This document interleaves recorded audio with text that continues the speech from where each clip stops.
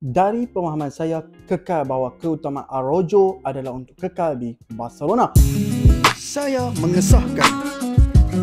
Assalamualaikum guys, selamat datang kembali ke channel Hisham Bobotox. Pada video kali ini, saya ingin menyentuh mengenai situasi masa depan Trevoh Chalobah yang dikatakan Crystal Palace berminat untuk mendapatkan beliau, minat Bayern Munich terhadap Araujo. Saya ingin mulakan cerita hari ini dengan sekali lagi untuk menjelaskan maklumat saya tentang situasi Ronald Araujo, walaupun benar bahawa dia adalah pemain yang sangat disukai oleh Bayern Munich dengan Thomas Tuchel. Thomas Tuchel benar-benar terdesak untuk menandatangani beliau dari Barcelona. Ini jauh daripada perjanjian yang boleh dikatakan sangat mudah untuk mereka seperti yang berlaku. Dari pemahaman saya, ia kekal bahawa keutamaan Araujo adalah untuk kekal di Barcelona, manakala Barca juga menganggap Araujo adalah pemain utama mereka dan pemain penting buat mereka. Jadi perbincangan mengenai kontrak baru akan berlaku tidak lama lagi. Araujo bersedia untuk membincangkan perjanjian baru dengan Barcelona. Dia mahu kekal di Nou Camp. Jadi mereka berada di halaman yang sama dan satu jalan yang sama. Dan itulah yang saya jangkakan akan berlaku. Sudah tentu Araujo adalah pemain yang terbaik untuk mereka. Jadi adalah perkara biasa bahawa klub besar seperti Bayern Munich berminat, tetapi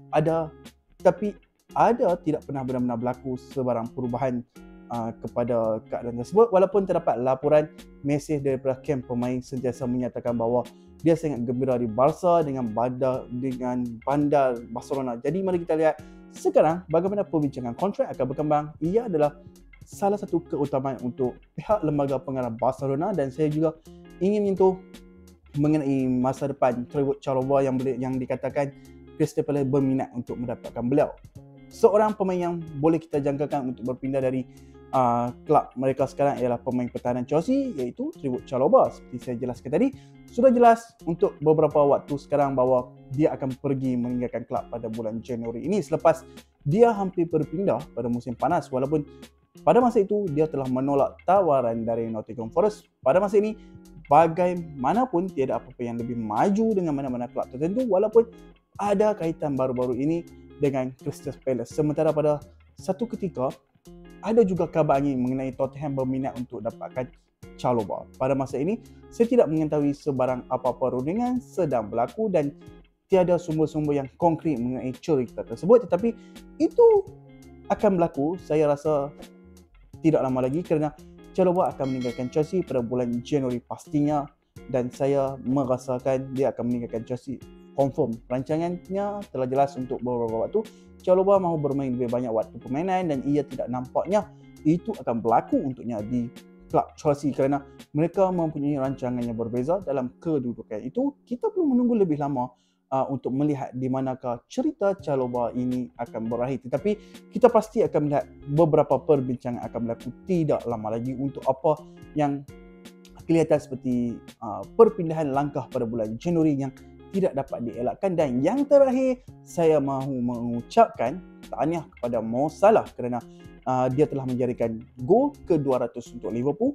Dia adalah seorang pemain yang boleh dikatakan sangat istimewa dan menjaringkan sejumlah gol yang untuk klub teratas bukanlah sesuatu yang harus dipandang remeh.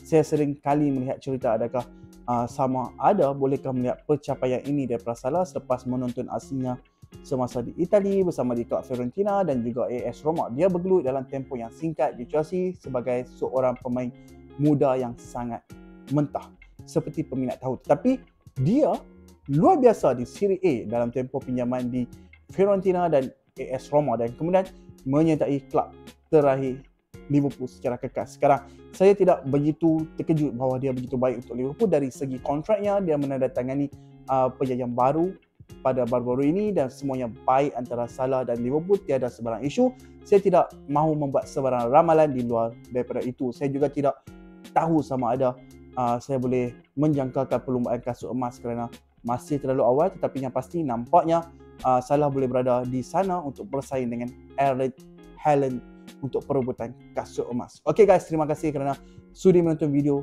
ini. Hampa semua boleh komen mengenai pendapat hampa mengenai cerita yang saya sampaikan di bawah.